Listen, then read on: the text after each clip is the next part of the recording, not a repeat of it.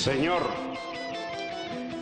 Kenji Gerardo Fujimori Iguchi, ¿jura usted por Dios y por la patria cumplir fielmente sus deberes y obrar en todo conforme a las normas constitucionales? Sí, juro. ¡Amigos! ¡El pueblo está contigo!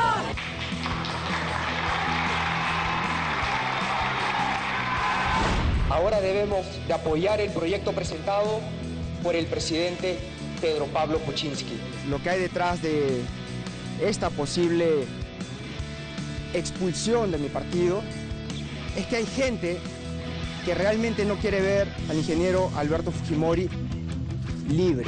Yo amo a mi padre y no me voy a cansar de luchar hasta ver a mi padre, al ingeniero Alberto Fujimori, en libertad. Mi bancada me quiere disolver.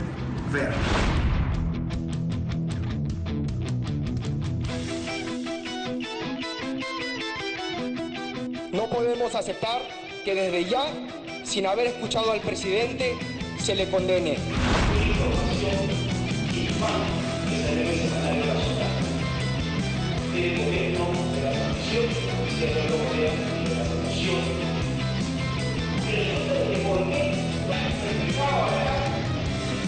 Optamos en no apoyar la vacancia, votando en abstención.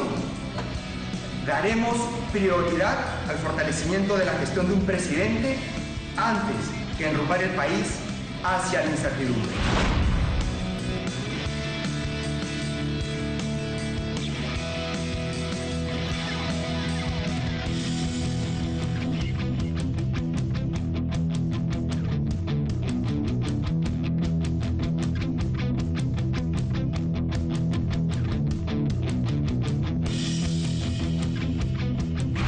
De haber tomado un paso trascendental, de renunciar a la bancada de Fuerza Popular. No tengo intención de postular al 2021. Un partido que recoja los grandes intereses y necesidades que atraviesa el pueblo peruano. El nombre del partido será Cambio 21.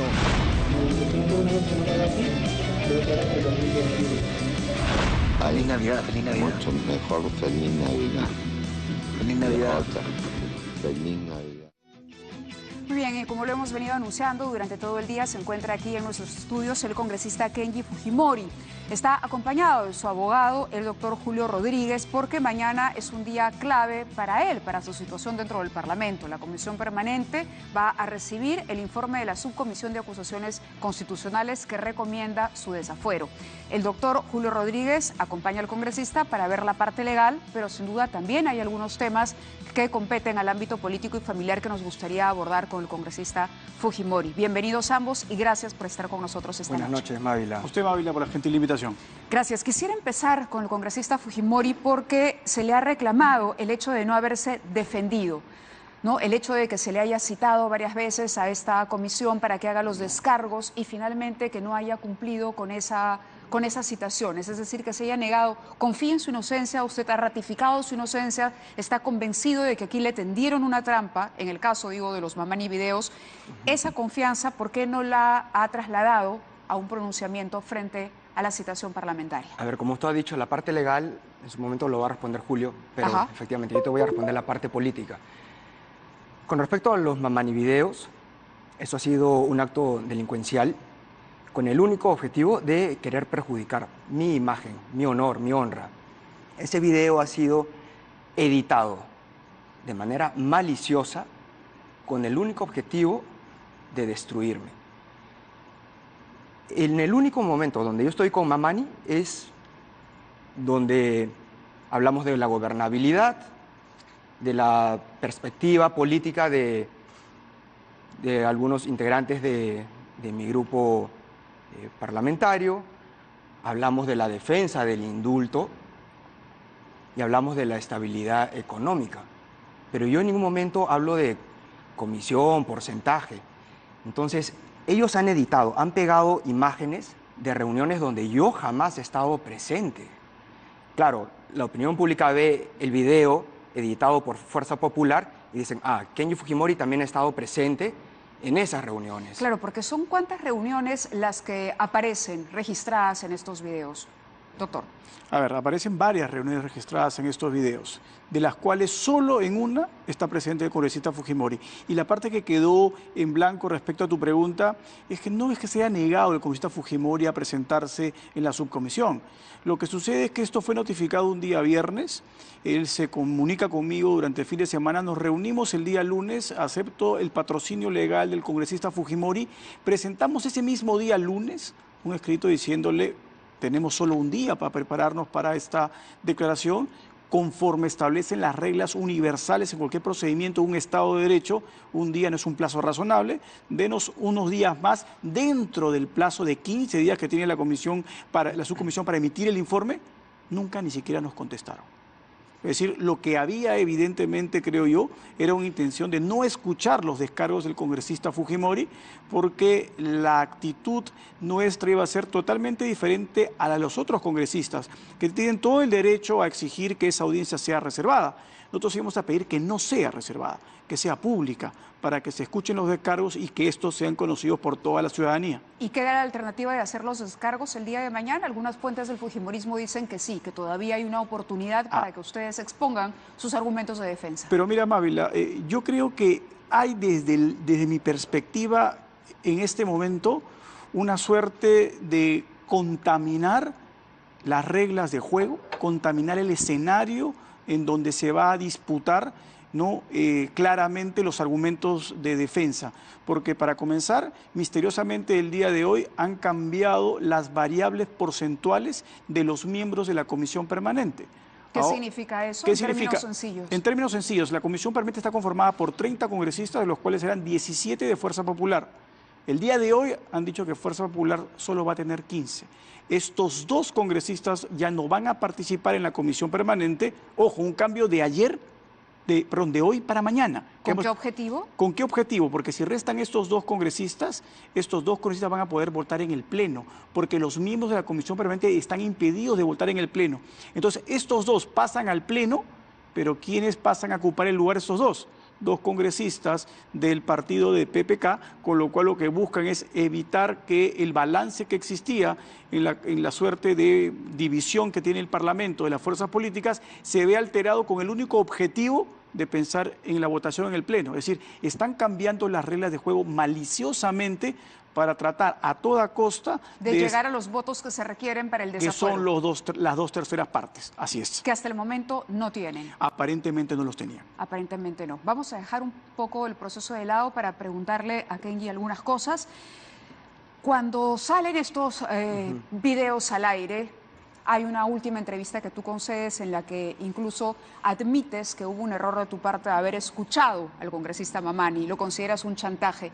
¿Por qué fue un chantaje? Es decir, ¿qué pasó tras bambalinas? ¿Qué nos falta conocer que no sepamos todavía de las circunstancias en que se desarrollan esas reuniones y por qué estás tan convencido de que aquí fue o se te tendió una trampa? Claro, porque el grupo que votó en contra de la vacancia lo hicieron a cambio de nada, lo hicieron por simple convicción en pro de la gobernabilidad y la estabilidad económica del país. Claro, yo admito que fue un error al momento en que él me dice, pero ¿yo qué gano? Fue en ese momento donde yo lo debí de echar de mi despacho, de mi oficina. Claro, pero tú continúas la conversación. Claro, yo le explico, yo le digo, Moisés, tú eres empresario y tú sabes cuál es la situación económica del país, está de mal en peor. Y la población no come vacancia. Lo que necesita la población son obras para sus regiones. Y para eso tenemos que fortalecer la gobernabilidad. Hacer que el presidente Kuczynski esté costa, sierra y selva inaugurando obras con sus alcaldes, con los alcaldes de la región. Y de esa manera se va a revertir poco a poco la situación económica del país. Al final, yo le digo a Moisés, mira, le enseño un video donde estoy con mi padre, al costado del río, por Canta. Yo le digo, Moisés, para mí esto no tiene precio. Para mí, estar con mi padre, disfrutar sus momentos en libertad, comer un sándwich con él, para mí lo es todo. Y si a mi padre lo regresan a la cárcel, jamás se lo voy a perdonar a Fuerza Popular.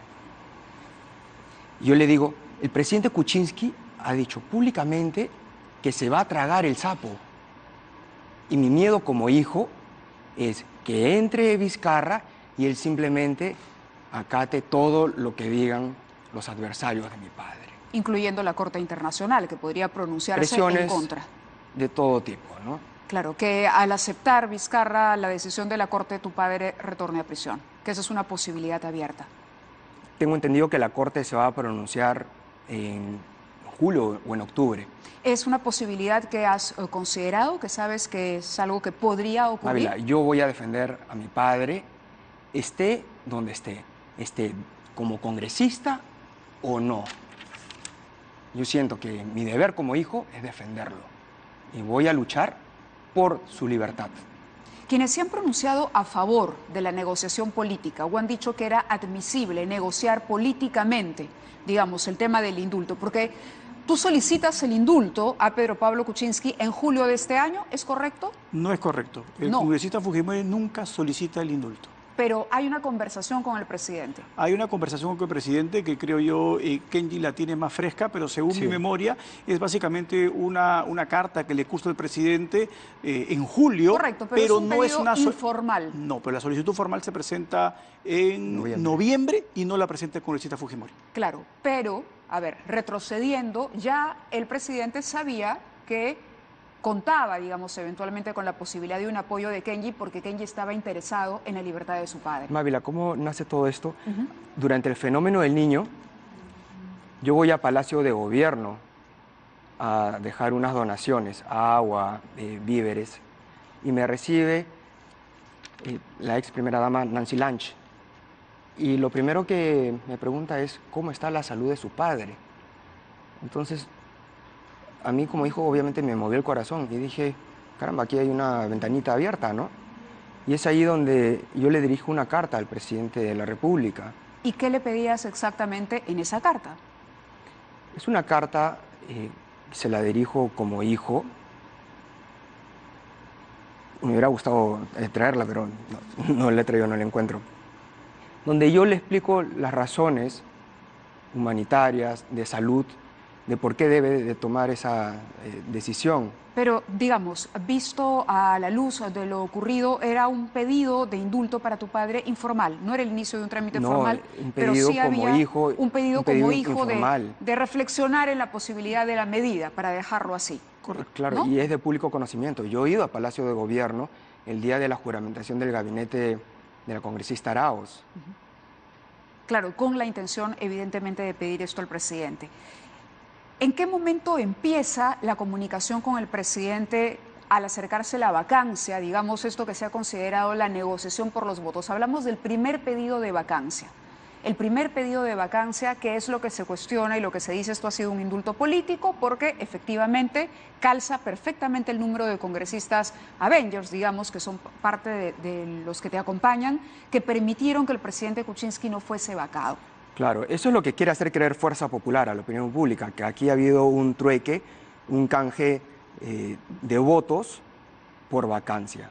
Y eso es totalmente falso. Incluso en la primera, no hablo de la segunda, que ya es registrada las decisiones, en los videos, las decisiones, sino en la primera, cuando te vemos hablando por teléfono y cuando hay congresistas entre los Avengers que incluso admiten que el propio Alberto Fujimori se comunica con ellos por teléfono. Las decisiones que se tomaron fue sin recibir algo a cambio. Todo fue en pro de la gobernabilidad.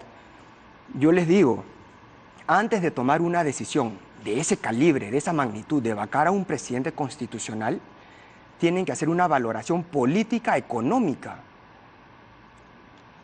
El solo hecho de pedir la vacancia ya había afectado al PBI 0.5% y vacarlo otro 0.5%. Entonces, la pregunta que les hice, ¿conviene o no conviene? Por supuesto que no conviene, porque la economía está de mal en peor. Ahora, todo esto yo lo iba a decir en una intervención del Pleno, pero lamentablemente mi bancada no me quiso dar la oportunidad de intervenir. Me acerco al presidente del Congreso, al señor Galarreta, y le digo, presidente, por favor, aunque sea, deme 2 minutos para poder intervenir y dar mi punto de vista. Y me dice que no. Entonces yo le digo, ¿qué? ¿Es por lo que estoy casi expulsado del partido? Me dice, sí, es por eso. Ah, ok. Entonces es ahí donde yo lanzo un video a través de las redes sociales. Entonces, aquí no ha habido canje de votos, no ha habido canje de votos por obras, no ha habido canje de votos por vacancia. Lo que está ocurriendo aquí es una pugna por el poder. ¿Dentro de Fuerza Popular? Dentro de Fuerza Popular. Eso es lo que está ocurriendo. Ese es el origen de toda esta turbulencia política. Ahora, esto se ha traído abajo al régimen de Pedro Pablo Kuczynski. Digamos que las consecuencias no han sido pocas, porque estos videos son los que provocan la renuncia del ahora expresidente. Pero volviendo al tema, si el indulto para algunos es válido en una negociación política, ¿por qué no admitir que hubo una negociación política para el indulto? No, es que el indulto no ha sido materia de negociación. Si vemos la cronología de los hechos, Fenómeno Niño... Te acercas, luego envías una carta... El presidente cae en desgracia y se da la oportunidad perfecta para ofrecerle un apoyo y ganar puntos con Kuczynski. Formal es el 29 de noviembre. Y nosotros no somos pitonizos para saber que se venía un pedido de vacancia que se presenta el 14 de diciembre. Y ojo, Mávila, el presidente Kuczynski ya venía anunciando en diferentes lugares que él estaba contemplando el indulto humanitario de Alberto Fujimori. No lo dijo tal cual, dijo que iba a ser un tema médico y que lo iba a examinar. Así es, pero que ya lo había estado anticipando. Ahora, en la conversación y en la parte del video en la que tú sí apareces, hablas, por ejemplo, de almuerzos en Palacio de Gobierno. ¿No? Incluso, oye, sí, porque los almuerzos son de la... ¿no? Entonces eso delata que ya había un acercamiento, habían fotografías tuyas a bordo del avión presidencial, acompañando al presidente, ¿no? que de alguna manera dejaban entrever, o abierta por lo menos para la población, la sensación de que aquí había en efecto una suerte de acuerdo. De un acuerdo. No un tema de gobernabilidad, sino un tema de acuerdo real político. A ver, la parte política se la voy a dejar siempre al congresista, sí. Pero lo que es clarísimo, y Mávila, es que eso que se menciona en el video y esos comentarios son comentarios coloquiales. O sea, el congresista Fujimori, cada vez que ha ido a Palacio de Gobierno, lo ha hecho inmediatamente de forma pública, es decir, jamás ha mantenido reuniones secretas, clandestinas, inmediatamente lo ha tuiteado y lo ha hecho para ocasiones absolutamente formales de carácter institucional. No han sido acercamientos a Palacio con la finalidad de conversar sobre el indulto, con la finalidad de conversar sobre acuerdos políticos destinados a evitar la vacancia, etcétera. Han sido ceremonias oficiales o reuniones oficiales convocadas por PCM o convocadas por la Presidencia de la República. Pero en este caso sí le decías a Mamani que vaya porque los almuerzos son buenos. ¿Cuántas veces te reuniste con... Yo he ido a Palacio de Gobierno, sí. Pero obviamente a la PCM. La PCM está en Palacio de Gobierno, llevando alcaldes, y en esas reuniones que hemos sostenido con alcaldes, ministros y en algunas ocasiones donde ha estado el presidente de la República, obviamente se han extendido hasta altas horas de la tarde, de la noche, y han servido almuerzos, comida, ¿no? Y de verdad son buenos los almuerzos en Palacio. ¿Para qué te voy a mentir? Deliciosos. Son buenos, son deliciosos. Porque claro, al decirle a Mamani, claro, obviamente, es de alguna manera ufanarte de una cercanía con el poder ejecutivo. Obviamente, he ido a Puno, pero lamentablemente por cuestiones de clima el avión no pudo aterrizar. Ese viaje a Puno fue para que el presidente anuncie la culminación de las plantas de tratamiento de agua, que es el sueño de todos los puneños. Entonces, lo que estábamos haciendo es gestión, alcaldes, autoridades locales con el Ejecutivo, ser un puente entre las personas necesitadas y las diferentes instituciones del Estado. Te pongo un ejemplo. Sí, por favor.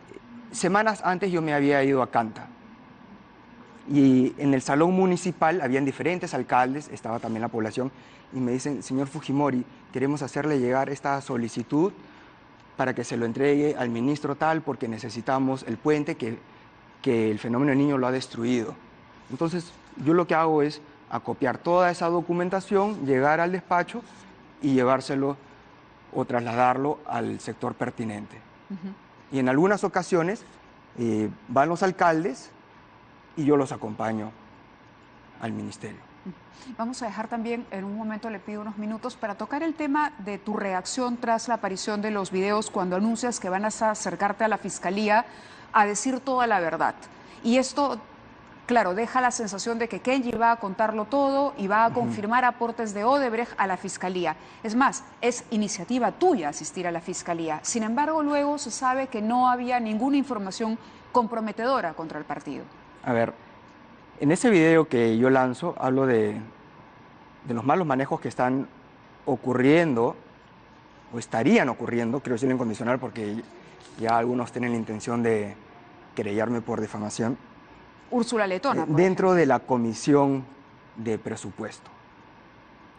Y eso es lo que está siendo investigado por algunos medios de comunicación porque han encontrado algunas supuestas irregularidades. No, ahora, pero, con respecto al tema de cuando Odebrecht, le tocas la puerta, exacto, al fiscal, y cuando dices, yo conozco la verdad, voy a ir, voy a hablar con el fiscal, voy a pedirle una cita y ahora van a saber quiénes son los verdaderos corruptos. Todo el mundo va, cubre tu presencia en la Fiscalía, sin embargo, después, digamos, no hay una información que haya rebotado. ¿Qué dijo Kenji? Kenji, y ese es el rebote o lo que salió, Kenji blindó a su hermana y esto de repente la asustó y estaba jugando para negociar con ella por lo bajo también su propia situación partidaria. Sí, es entendible. Yo creo que la expectativa ha hecho que la población haya querido ver sangre, cuchillos volando. Pero yo simplemente dije la verdad. O sea, yo jamás he sido secretario de Economía y secretario de Tesorería. Yo he sido secretario de Juventudes y siempre me han tenido como la última rueda del coche, olvidado, ¿no? ¿Relegado? Relegado, y de ahí me crean una secretaría que es la Secretaría del Medio Ambiente, ¿no? Si yo hubiera visto alguna irregularidad, claro, sí, lo hubiera mencionado. Y para cerrar el tema, ¿por qué entonces vas a la Fiscalía si no tenías información ni conocimiento? Porque todos hemos sido citados ante la Fiscalía, todos los congresistas. Y ojo, esto no es el fin. Esto es como la trilogía de Star Wars, esto continúa. El primer caso es Odebrecht, viene Cócteles 2011 y Cócteles 2016. ¿Qué información tienes sobre eso, Kenji? Bueno, eso lo tendré que dar ante el fiscal. ¿Has dado alguna información que no conozcamos sobre el tema Odebrecht? Yo no quiero hacer adelanto de opiniones porque después se tergiversa. Porque tú bien mencionabas hace unos minutos, la congresista letona, que es mencionada en uno de estos videos, dice, bueno, acá hay una denuncia contra el señor Kenji Fujimori por difamación, porque según tú, ella recibió dinero para su campaña de Odebrecht. Hubo congresistas de Fuerza Popular. Eso ha sido una conversación privada. ¿Pero mentiste en esa conversación privada o dijiste la verdad? Y yo no la he hecho pública. Quien lo ha hecho pública es Fuerza Popular. Pero al hacerla pública, Fuerza Popular, igual cabe la pregunta. Era una reunión privada, ¿pero mentiste o dijiste la verdad? ¿Hay prueba de que Letona recibió financiamiento para su campaña de Odebrecht? Eso fue una de las preguntas que me hizo la fiscal. ¿De dónde yo recogí esa información? De algunos medios de comunicación, entrevistas que han dado algunos excongresistas. ¿Pero no fue un poco irresponsable entonces decirlo en una reunión si no había una prueba? Mávila, en una reunión privada, una reunión, caramba, si todas las reuniones que se da en una cafetería, tomándose un té, se hicieran públicas, ¿cuántas personas serían denunciadas por difamación? La situación, tú has hablado de la trilogía de Star Wars, de que hay varios procesos y que vienen. La situación del partido en general no es la mejor en este momento. Esto los ha golpeado, tanto a tu hermana como a ti, como a tu padre, que me imagino que es el que sufre en silencio esta guerra entre hermanos, que es como la estamos viendo todos en el país. Ha afectado al gobierno que decidiste apoyar, es decir, hay una consecuencia que creo no imaginabas. Sí, por supuesto, hay mucha carga emocional detrás de todas estas diferencias políticas, ¿no? Porque, claro, una cosa es discrepar políticamente con argumentos y otra cosa ya es judicializar la política, que pongan en riesgo la libertad, ¿no? Sí, y obviamente mis padres están afectados por todo esto, ¿no? Los dos, papá y mamá. Papá y mamá, Papá claro. y mamá. Volviendo al tema, era Odebrecht, tú mismo has citado, Cócteles. Son procesos que siguen. Son procesos que siguen, que han y involucrado... Y todos los congresistas hemos sido citados a la Fiscalía. Entonces no fue que tú le tocaste la puerta a la Fiscalía, porque eso es lo que pareció a la luz de ese video. Yo voy a ir a la Fiscalía voluntariamente a hablar y a contar todo lo que sé, pero no sabías mucho, aparentemente. Bueno, la citación se fue postergando por una serie de motivos internos dentro de mi partido, procesos de disciplina, y se fue dilatando, ¿no? Entonces, digamos, por eso vuelvo a la pregunta, ¿fue una iniciativa de la Fiscalía, la situación de Fue todo? iniciativa de la Fiscalía. Ahora sí te tengo que preguntar, ¿qué conocías del manejo económico, por ejemplo, de los cócteles o del tema de Odebrecht? Al señor Barata, ¿alguna vez lo viste trabajando? ¿Qué sensación te queda después de que Yoshiyama y Bedoya, por ejemplo, estén en la situación que enfrentan hoy, cuando ya hay una investigación que los compromete y un impedimento de salida y una incautación Yo no voy a casas? responder por terceros. Yo creo que las únicas personas que les compete responder ese tema de Odebrecht son las personas que están siendo investigadas. Hay un nombre que diste a la Fiscalía, y yo recuerdo que lo recogí acá, el nombre de la tesorera, que venía a ser la contraparte de Ana Vega. Ana Vega veía la parte política y esta señora era la que veía la parte económica del partido, que ese es un dato que tú le das y que se supone es un dato que tú le das a la Fiscalía y que la Fiscalía tenía que investigar. La señora Adriana Cortés. Adriana Cortés. Adriana Cortés puede ser, y había otra también, que son las que manejan la campaña. ¿Tu hermana sigue secuestrada por esta cúpula? ¿Confías en ese grupo que está alrededor de tu hermana o ellos son los que tendrían que explicar? ¿Quiénes han intoxicado al partido? Vale, ¿quiénes han llevado el partido a la situación en la que hoy se encuentra bajo sospecha de haber recibido dinero sucio para financiar una campaña electoral? A ver, bueno, eso lo va a determinar las investigaciones de la Fiscalía, pero ahora que hablamos de la cúpula, ¿dónde empieza el deterioramiento institucional de Fuerza Popular? Claro, efectivamente es por el entorno, la cúpula. Y yo siempre lo he dicho, obviamente si un equipo de fútbol pierde 1, 2, 3, 4, 5 y no clasificamos para el Mundial, obviamente se tiene que hacer toda una reestructuración, una reingeniería, que es lo más saludable. Adriana Tarazona de Cortés es el nombre. Sí, tú lo... Adriana Tarazona de Cortés. Y lo que supimos en un momento es que tú habías dejado este dato a la Fiscalía para que la Fiscalía le siguiera la pista. ¿Es verdad? Bueno, el fiscal me hizo una serie de preguntas. Sobre esta persona. Tal persona, y qué funciones tenían, ¿no? ¿Y qué función tenía Adriana Tarazona de Cortés? Bueno, lo que elige el fiscal de distribuir las tarjetas, entradas de los cócteles. Distribuir las tarjetas. ¿Ella podría haber sido la persona que recibiese el financiamiento de Odebrecht? No lo sé, no quiero decir algo que después puede ser que no. Eso lo determinará la Fiscalía. Es un proceso que sigue en curso. ¿Le crees a tu hermana cuando niega los aportes de Odebrecht, cuando ella insiste en que realmente nunca ingresó dinero de la brasileña al partido, o tú crees que este entorno sí pudo haber cedido a la tentación de ese dinero? El entorno quizá. Yo públicamente he puesto las manos al fuego por mi hermana, en términos de honestidad. Quizá el entorno, y eso es lo que está siendo materia de investigación. Es decir, no confías en esta gente. Esta gente sí pudo haber, para ti, desde tu manera de verlo. Mávila, después de todo lo que me han hecho a mí, o sea, ¿cómo puedo confiar? O sea, ¿qué te han hecho? No solamente me refiero a la cúpula, sino a toda la estructura orgánica, ya sea la bancada, todo, ¿no? Claro, yo o sea, todo ese proceso de hostigamiento, ajochamiento, sí, obviamente ya no puedo confiar en ellos, ¿no? Claro, tratar de entender dónde comienza esta guerra de hermanos, es decir, cuándo se desata esta guerra familiar que termina, convirtiéndose y explotando de una manera insospechada. El partido más importante, el partido más grande, termina afectado hoy con porcentajes de aprobación que han descendido mucho. El objetivo de que tu padre recupere su libertad se consigue, pero es sumamente frágil y delicada la situación, porque esto podría ser revertido. ¿Valió la pena todo esto o hay algún arrepentimiento?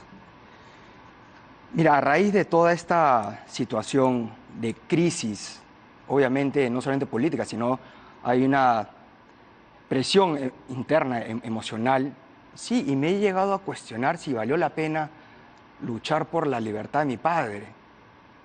Y ¿sabes qué, Mávila? te juro, te lo digo de todo corazón, con la mano al pecho, no me arrepiento. El hecho de tener a mi padre en libertad, de llevarlo de paseo al campo, de desayunar, almorzar, cenar con él, eso para mí no tiene precio. Yo he luchado por su libertad durante 12 años. ¿Y tu hermana 12 no lo ha años hecho? yendo a la cárcel, llevándole alimentos, ropa limpia, recogiendo su ropa sucia, yendo al hospital cuando se enfermaba. Ahora verlo en libertad, para mí lo es todo. Disfrutar mi último cumpleaños con él. Es lo último que has publicado en Twitter, me parece. Es lo último, creo que hay una fotografía que tenemos en el switcher del cumpleaños de Kenji Fujimori que recibe junto a su padre. La relación de tu hermana con tu papá, porque también tengo información de que es una relación quebrada, que ella no ha asistido, que no está muy cerca. Sin embargo, el Día de la Madre publica una fotografía. Entonces pareciera que hay una suerte de reconciliación. Acuérdate que en algún momento se dijo, los Fujimori se inventaron la pelea. Porque aquí lo que Han va a dicho suceder, que es un Armani. así es, y que luego ustedes se van a juntar, que aquí no pasó nada y que todo esto no ha Mávila, sido más que una operación política. Mávila, aquí no hay ningún Armani. Las lágrimas de mi madre no es armado, no es una obra teatral. Ellos están sufriendo. A buena hora, si se da una reconciliación, obviamente yo no me voy a oponer. Pero ¿cabe una reconciliación en este punto con Mávila, Keiko? yo no quiero ver a mis padres sufrir. Pero hablo de la relación Keiko-Kenji. Una relación que además, recuerdo una frase en la campaña del 2016, que justamente el equipo estaba recabando la información para la entrevista y me dicen, recordemos que en la campaña del 2016 Keiko dice que no habrá un Fujimori que postule en 2021. Y tú ahí hablas de la alternancia y, digamos, insinúas que vas a ser el candidato y ahí empieza todo este problema de si vas a ser candidato o no. ¿Ahí empieza la fricción o cuándo empieza la distancia con Keiko? La acrimonia, la acritud empieza cuando yo pido una reestructuración orgánica del partido. ¿Y eso cuándo ocurre exactamente? ¿Y a raíz de qué? Porque algo tiene que haber pasado para que pidas esa reestructuración. Mávila, lo dije en este canal. Y ahí empezó todo. Recuérdanoslo. Pedí una reestructuración. Yo sé, no te gustaba Navega, decías que la tenían secuestrada, que no estaban aportando a la democracia interna del partido, pero tanto así como para no poder tocarle la puerta a Keiko y decirle, oye hermana, ven acá, juntémonos. Lo que pasa es que son puntos de vista de hacer política totalmente diferentes, ¿no? Yo personalmente creo que lo más importante que tiene un integrante de una bancada es libertad de expresar lo que ellos quieran. ¿Desde hace cuánto yo no creo que un partido es un club de amigos con pensamiento único. Lo que fortalece a los partidos políticos es la discrepancia, el debate interno y externo. Claro, y la discusión. Yo considero que eso no era permitido dentro de Fuerza Popular. Por ejemplo, presentaban proyectos de ley para controlar los medios de comunicación, ahora para regular la publicidad en los medios. Yo me he opuesto públicamente ahora, pero nos estamos a esos remontando a la campaña del 2016. Ojo, no ahora. No, eso es el año pasado. Claro, yo sé, eso es el Sí. año pasado, pero Entonces, volví han al tema habido cuando serie de tú dices, ocasiones yo donde sería ha el habido candidato del discrepancia. 2021. Ahí empiezan los celos entre hermanos. ¿Cuándo empieza el distanciamiento con Keiko? Porque hay un punto que tiene que haber ocurrido para que ustedes dos ya no se hablen más. Es decir, para que ya no haya esa comunicación. Tu hermana lo ha dicho hace poco, no hablo con Kenji. Y eso es una cosa difícil de entender, porque usualmente el trabajo o la política están por debajo de las relaciones familiares. Pero en este caso la política parece haberlos separado a un punto de verdad que llama muchísimo la atención. Es decir, es una guerra que parece no tener límites. ¿En qué momento se quiebra el diálogo? Sí. No lo sé, porque ha sido toda una... ha sido un rosario de discrepancias públicas por proyectos de ley, porque yo dije tal cosa en el Twitter. Entonces, ha sido todo un rosario de discrepancias. ¿Quién dejó de hablarle a quién? Que ha ido dinamitando, obviamente, el diálogo con mi hermana Keiko. ¿Quién dejó de hablar primero al otro? ¿Tú le dejaste de antes hablar? de cortar el diálogo empieza con cara feas, ¿no? ¿En qué momento se dio?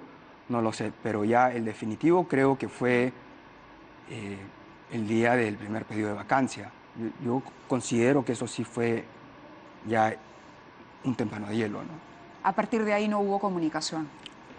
A partir de ese momento ya no hubo comunicación. Vamos a hacer una pausa, pero vamos a que nos encontramos Ajá. en la clínica Centenario ese día. Ese mismo día, ¿no se hablaron? No. ¿Se cruzaron, pero no se saludaron? Nos cruzamos. ¿Se saludaron? No. Tampoco. Es decir, la relación está quebrada. Ya hay un distanciamiento y no es armado. Vamos a ir a la pausa y continuamos con Kenji Fujimori aquí en 2018.